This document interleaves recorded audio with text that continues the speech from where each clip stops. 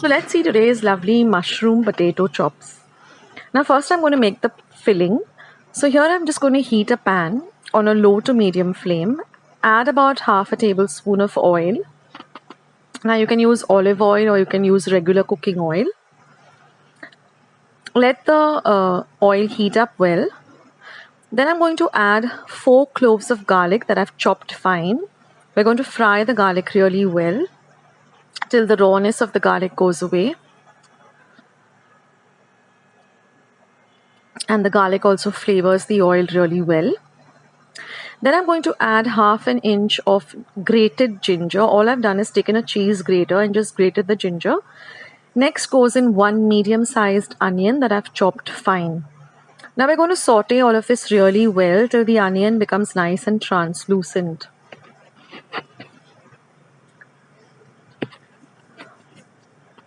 Now I have used about 7 button mushrooms, washed them really well, and I've chopped them up, taking off the stems, chop them up fine, and we're going to fry these mushrooms really well.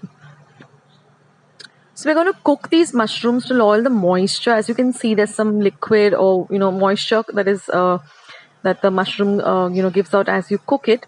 So we're going to let all of that dry up and really fry the mushrooms or cook the mushrooms really well before we season it or flavor it. So now you can see the mushrooms have nicely cooked. Now we're going to add about 1/4 teaspoon of pepper powder. So this is homemade pepper powder. I've just taken the peppercorns, just roasted them and ground them to a fine powder. Then we're going to add some salt to taste.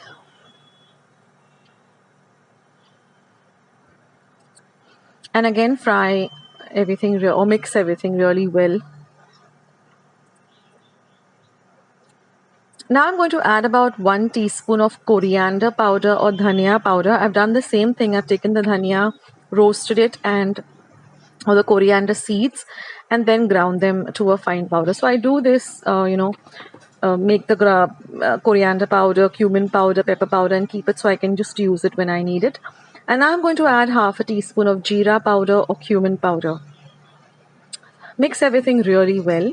And now I'm going to add half a teaspoon of red chili powder for a little bit of a spice.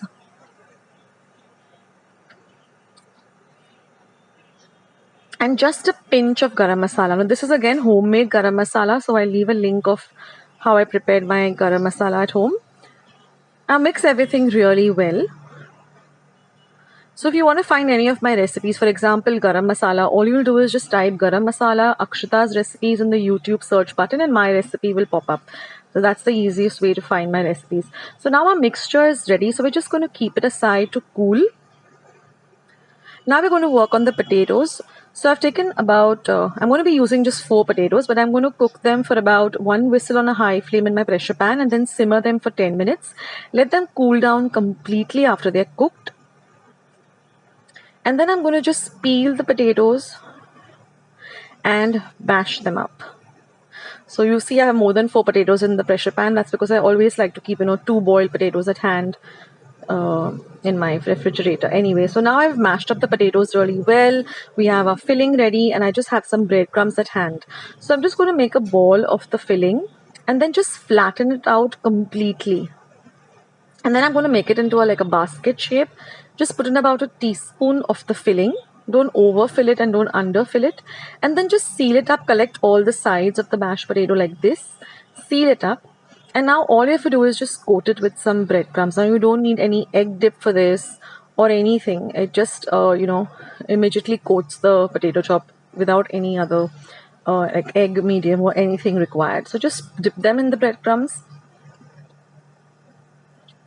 Now an easy way to make breadcrumbs if you require them really urgently is just take some bread slices and just put them in your mixer and make the breadcrumbs. So now our potato chops are ready. You just have to do is all we have to do is just shallow fry them.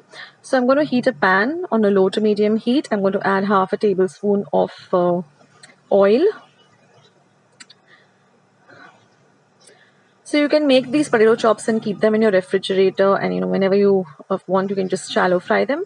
Keep them for at least about 2 or 3 days, not longer than that. And now I'm just going to shallow fry them on both sides till they're nice and golden brown in color. Now I also have a recipe for chicken mince potato chops. I'll leave a link for that in my description box below.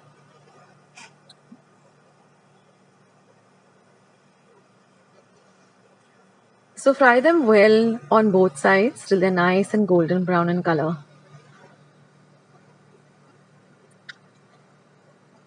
And just enjoy this with some ketchup. And this is an ideal snack, or even as a side dish with some dal, rice, or with anything. It just goes amazingly well.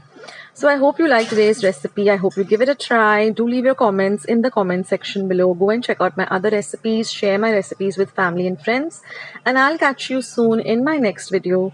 Thank you for watching. See you. Bye.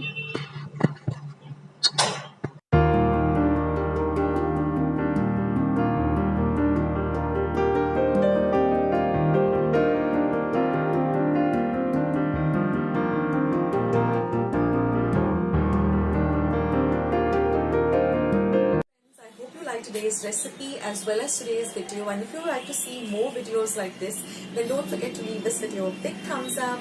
Also by clicking the thumbs up icon. Also don't forget to subscribe to my channel and become a part of Akshita's recipes. Once you have subscribed, there is a small little bell icon that will pop up, so just click on that. That way whenever I put up a new recipe or a new video, you get a message for the same. So on that note, I'll say bye and I'll catch you in my next video sooner than you think.